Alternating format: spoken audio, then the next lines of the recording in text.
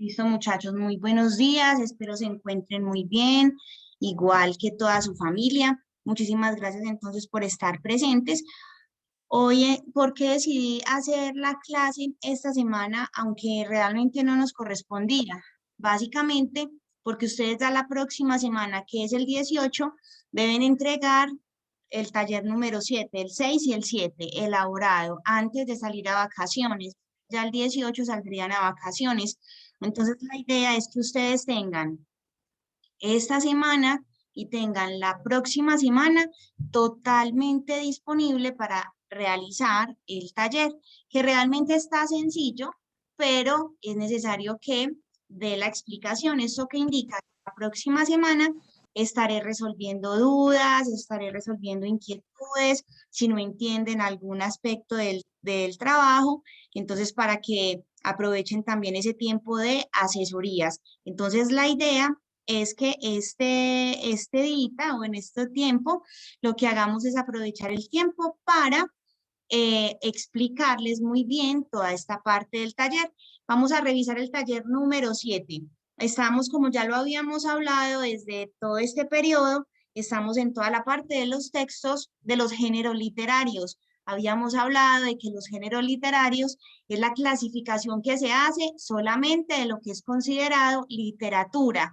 Entonces, en este caso, por ejemplo, los textos expositivos, los que pertenecen a determinada ciencia, que desarrollan conceptos, que desarrollan teoría, en este caso no entran en esta clasificación. Habíamos hablado entonces en el taller número 6, por ejemplo, de el género literario narrativo, el género literario lírico, el género literario dramático, que en este caso entonces entrarían todos esos textos que pertenecen a la literatura. Habíamos hablado entonces de ese texto de la Casica la Gaitana, que los que ya me han enviado el trabajo han acertado en que es un texto o pertenece al género literario narrativo.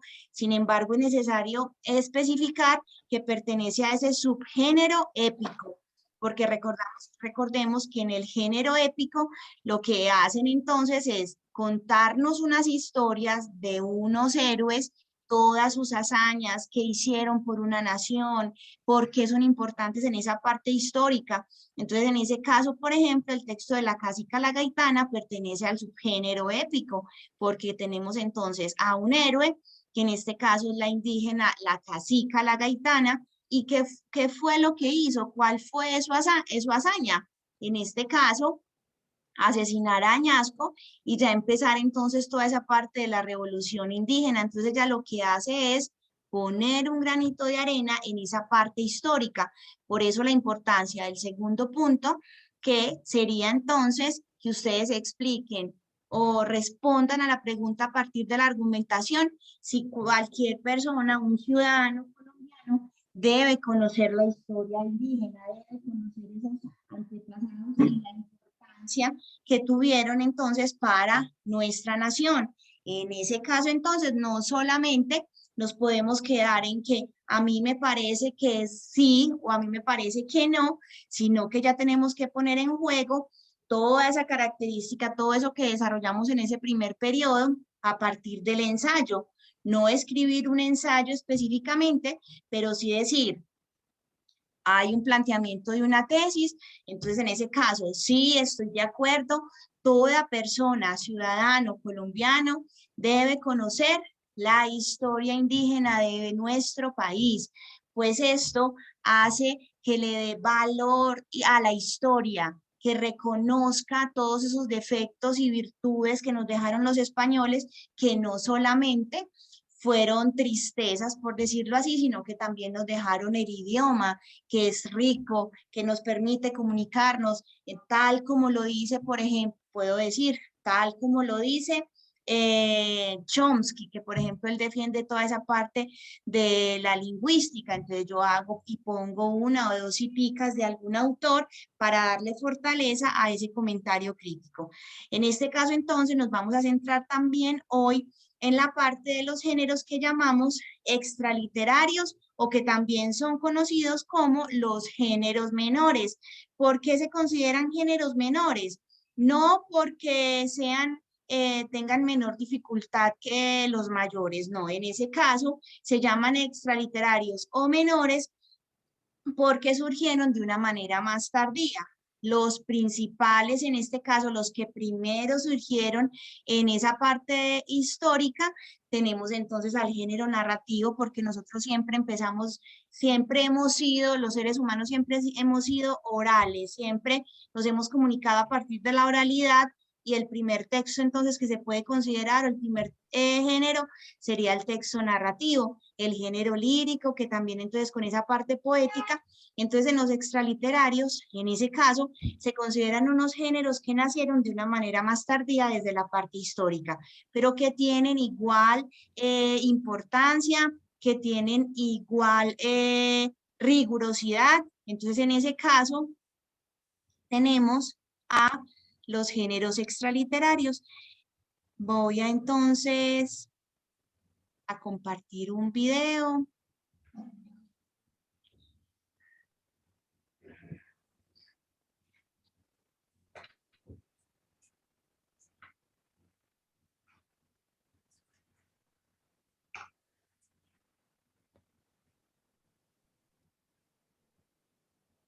Me dan un momento. Me confirman si están viendo la pantalla de YouTube. Sí, profe, estamos Sí, viendo. profe.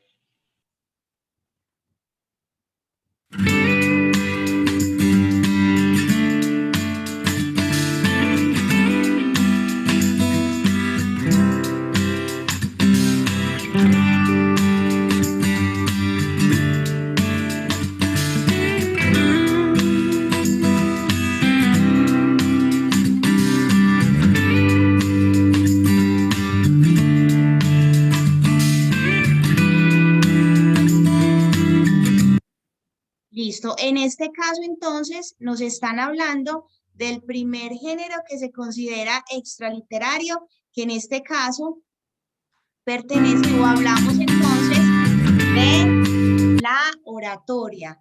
Cuando hablamos entonces de la oratoria, viene de la palabra oralidad. Entonces, en ese caso son esos discursos a viva voz. Se dicen que son a viva voz porque son, como lo diríamos, en directo, por decirlo así, que no necesitamos un formato, sino que en ese caso no empezamos a leer un texto, sino que empezamos a decir toda esa parte eh, subjetiva y objetiva.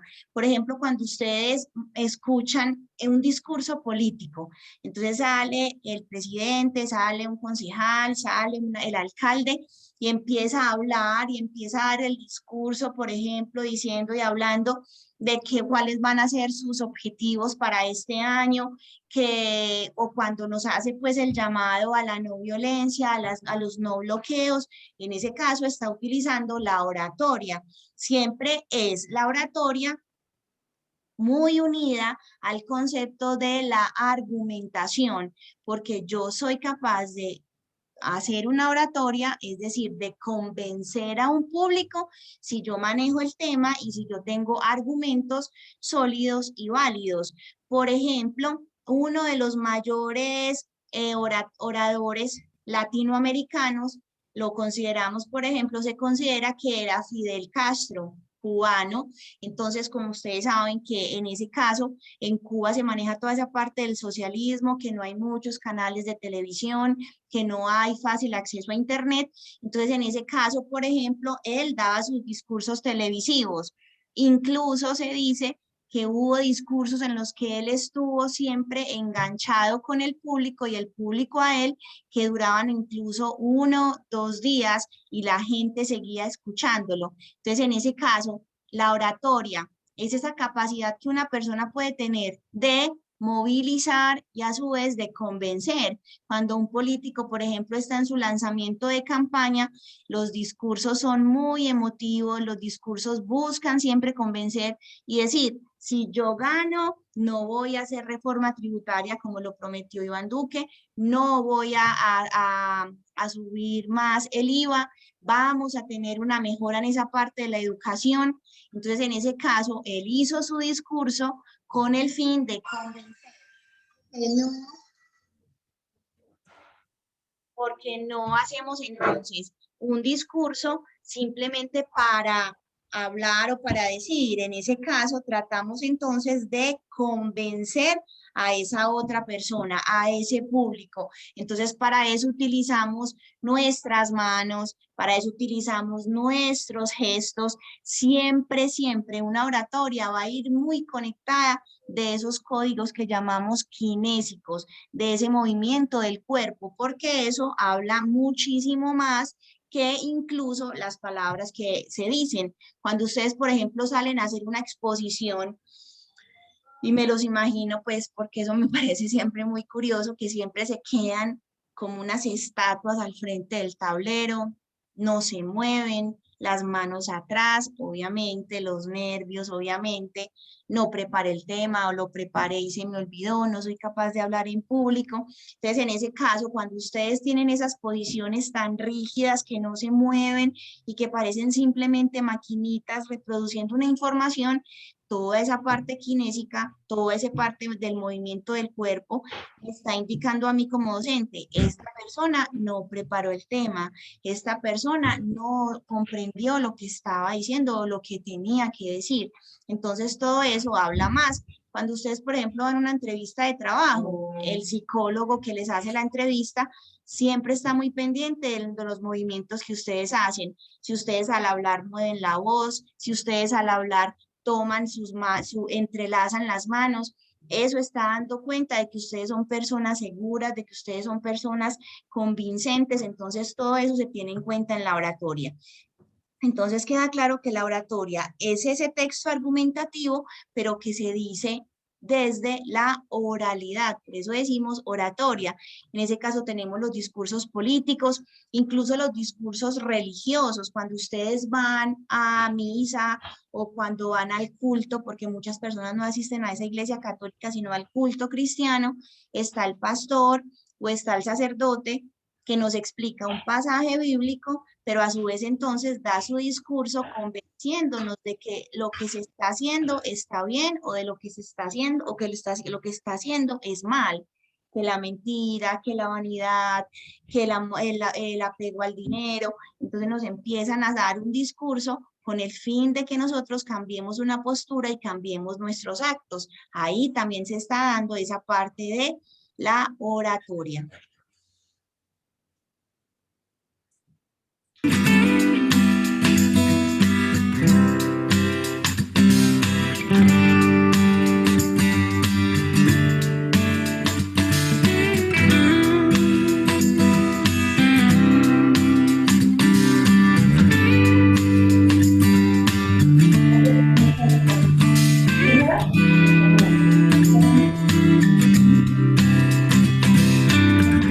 Listo, tenemos en un segundo punto. ¿Cuál es la caminada suya, hermana?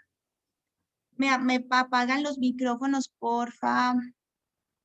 En ese caso, entonces, ya tenemos el segundo género extraliterario que corresponde al ensayo, que fue entonces lo que el ensayo fue lo que trabajamos en toda esa parte del primer periodo. Entonces, en este caso, tenemos en que el ensayo es ese texto argumentativo que busca convencer y que busca, en este caso, movilizar un pensamiento, cambiar, demostrar que lo que yo estoy pensando, que mi opinión es la correcta, es la clara y es la que debemos entonces asumir.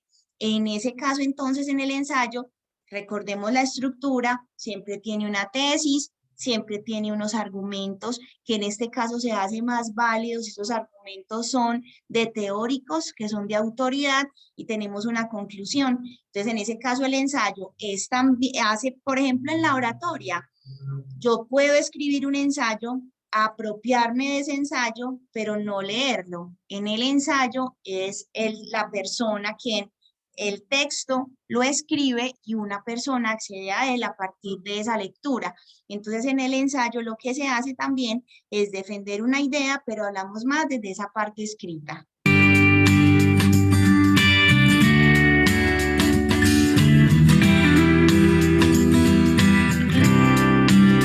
Listo, en ese caso tenemos también la crítica y que también hace parte de este género extraliterario, lo que conocemos como la reseña.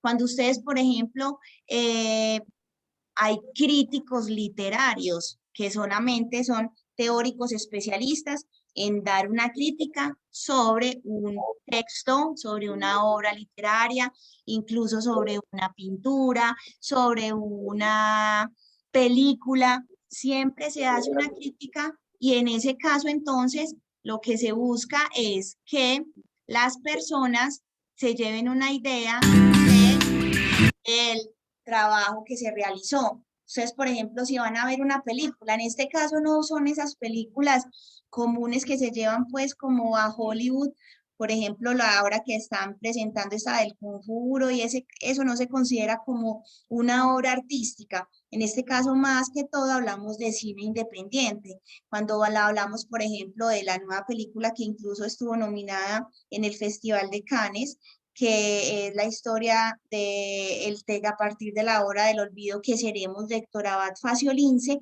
En este caso hay críticas, hay personas que dicen es buena, es una película que recrea exactamente la ciudad, que es todo sucede específicamente en Medellín, entonces la Medellín de los 80 hace una crítica muy fuerte a toda esa parte de la violencia, porque en ese texto se recrea muchísimo toda esa parte de la violencia hacia los líderes sociales, entonces ya se empieza a dar una crítica, una opinión frente a ese texto. No es que yo diga es mala porque a mí no me gustó, no, yo entro a argumentar, yo entro a explicar por qué sí o por qué no. Entonces, en este caso, en las críticas y en las reseñas, lo que se hace entonces es dar una opinión frente a una obra artística, sea el cine, sea incluso una escultura, sea, por ejemplo, una pintura, sea una obra literaria. En este caso, hace parte la crítica y la reseña.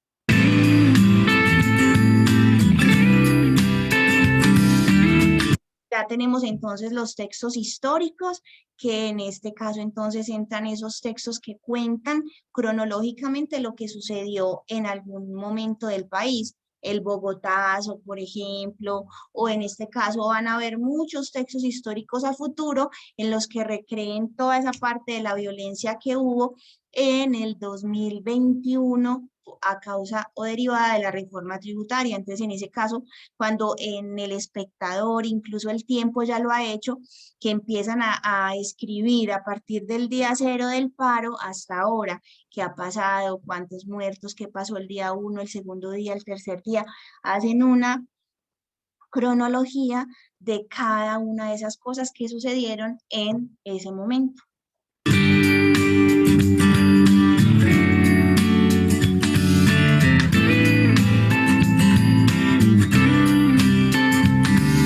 Listo, en este caso tenemos el género extraliterario didáctico, que lo que busca en este caso es enseñarnos algo.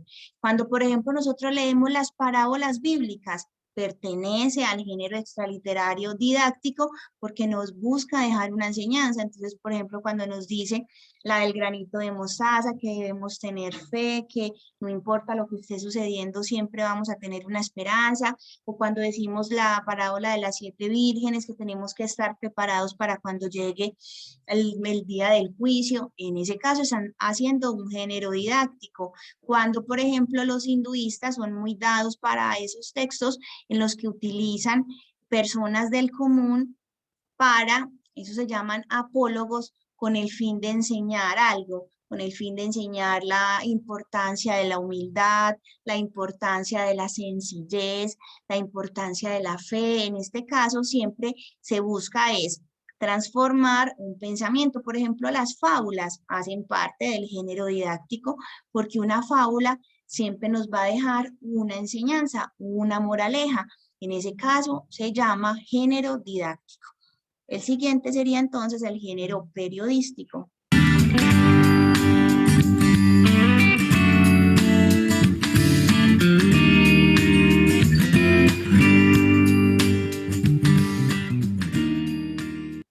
Listo, tenemos entonces el género en el género periodístico, que en este caso entonces hacen parte de este género extraliterario, todo lo que por ejemplo son las entrevistas, los reportajes. Acá también hablamos en ese género extraliterario que pertenece al periodismo, sería la crónica.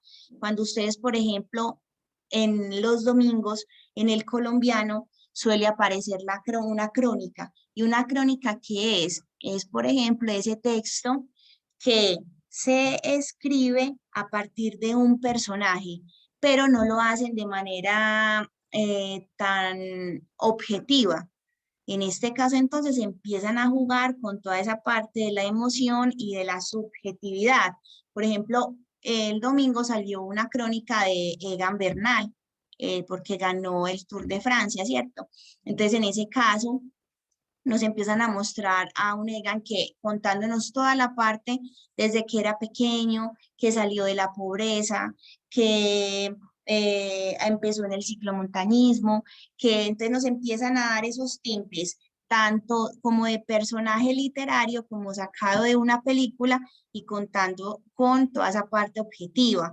También salió, por ejemplo, en la revista Semana un artículo de Rigoberto Urán.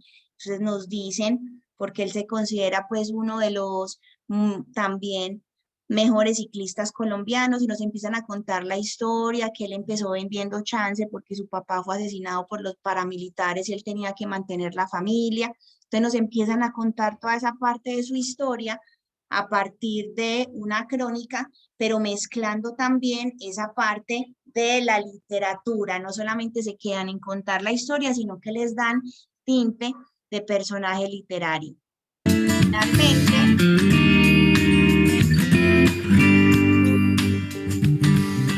listo, en este caso el género epistolar dice que es un escrito en prosa, también lo podemos escribir en verso, tipo poema, porque también hay cartas líricas que son cortas y que son dirigidas a una persona ausente. ¿Qué quiere decir una persona ausente? Que no es que yo diga de Julia Escobar para Pepito Pérez, no. En ese caso, entonces, yo escribo una carta que se convierte en un texto de importancia académica. Eso es lo más importante. Lo que les decía, por ejemplo, para nosotros comprender la historia y las obras de Frida Kahlo, las pinturas, es necesario, sería lo ideal más bien, entrar a leer el diario de Frida Kahlo, que en el diario ella escribió muchísimas cartas que nunca entregó porque ella simplemente escribía, no para que para que llegaran a su esposo Diego Rivera, por ejemplo, sino que simplemente escribía. Y en ese caso se convierten en una parte de la literatura porque tienen tanta importancia para poder comprender sus obras. Por ejemplo, hay una obra en la que Frida Kahlo, aparece sentada con un bebé y arriba aparece Diego Rivera, el retrato de Diego, su esposo. Ella nunca pudo ser mamá. Cuando quedó en embarazo, tuvo un aborto espontáneo, que eso marcó su vida. Igualmente marcó su vida de su esposo Diego Rivera, que le fue infiel con muchas mujeres, pero el más doloroso, la infidelidad más dolorosa fue con la hermana de Frida Kahlo. Entonces, en ese caso, todas esas historias y todo ese diario, toda esa tristeza que ella descarga en sus cartas, hace posible comprender su obra literaria. Entonces, lo que les pido en este caso del trabajo del que estamos hablando, tenemos que hacer en este caso una epístola, es decir, una carta. ¿A quién? Sí, a una persona ausente, es decir, no vamos a escribir una carta dirigida a alguien en específico.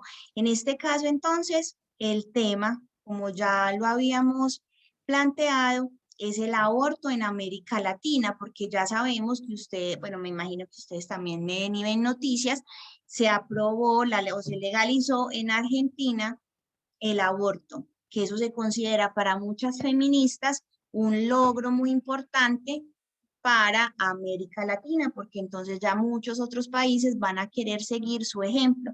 Entonces, en ese caso, presento una noticia donde relatan varias historias, varias situaciones, qué piensa la iglesia, Chile, que ya también siguió con ese cambio y fue uno de los impulsadores. Entonces, lo que yo quiero, lo que les pido es la elaboración de una epístola. Recuerden, ¿qué es una epístola? Una carta, que en ese caso vamos a hablar de qué, cuál es el tema de la epístola, el aborto, que no nos podemos quedar simplemente en no abortes porque eso es malo, no. Entonces tenemos que empezar a plantear esa mezcla de lo objetivo con lo subjetivo, es decir, esa mezcla de decir el aborto o no estoy de acuerdo con el aborto, por ejemplo, o amiga o querida o X persona, pero siempre va a ser una persona, no es dirigida específicamente a alguien, a una persona imaginaria también la pueden utilizar, entonces no cometas este error. Por ejemplo, yo puedo empezar la carta así: el aborto no solamente te va a traer consecuencias negativas desde la parte emocional, sino también desde la parte física. Puedes, entonces, tal como lo dice esta persona, puedes quedar con enfermedades graves, puedes quedar o puedes morir en el procedimiento porque puedes contraer una infección que no se puede curar. Entonces, lo que yo quiero es que ustedes en esa carta mezclen esa parte emocional, es decir, lo que ustedes piensen o lo que ustedes, la posición que asuman frente a este tema del aborto, pero mezclado con la argumentación, mezclado con la argumentación. Igual también pueden utilizar una carta lírica, que no jueguen solamente con la argumentación, sino que ustedes, por ejemplo, escriban un texto tipo poesía a partir del tema del aborto, defendiéndolo o atacándolo. Es importante este trabajo. La extensión es como mínimo una página, eso es lo mínimo. Debe ser reflexivo, tiene que desarrollar el eje central, que en este caso es el aborto, utilizar muy bien la redacción y la puntuación, y recuerden que en este caso, ese trabajo tiene nota en lengua castellana, solamente para noveno 1 lengua castellana, y para noveno 2 y noveno 3 en lengua castellana y en ética. Listo, recuerden subirlo al Classroom, es lo más sensato. Si no lo pueden hacer, entonces mándemelo al correo institucional, que es muchísimo más fácil calificarlos desde ahí. ¿Alguna pregunta con este trabajo, con el tema? Los escucho. No, profe, al menos yo no tengo ninguna. Realmente yo tampoco tengo ninguna duda. Profe, ninguna pregunta. Listo, recuerden que la próxima semana no tenemos encuentro, pero que eso no quiere decir que no voy a estar al tanto de ustedes. Si tienen dudas, si tienen preguntas, me llaman, me escriben, me buscan en el horario pues obviamente establecido, pero que siempre, siempre tengan en cuenta que estoy disponible para lo que necesiten. Si tienen dudas, entonces ya saben a dónde nos siguen. Recuerden que los dos trabajitos, el taller 6 y 7, ya sería entonces para el próximo 18, y que el 18 de junio ya ustedes saldrían a unas vacaciones, a unas felices vacaciones. Entonces, un abrazo para todos, muchísimas bendiciones. Si me necesitan, recuerden entonces que siempre estoy ahí disponible. Un abrazo grande. Ahora mando el videíto y lo subo también al Classroom. ¿Listo? Muchas gracias, profe. Listo, profe. Listo, profe, muchas Chao, gracias. bendiciones para Chao, todos. profe. Chao. Chao, profe. Profe, la bendiga. Chao. Besitos. Chao, profe. Chao. Chao, profe, feliz día. Lo mismo. Chao, Chao. profe. Feliz día. Y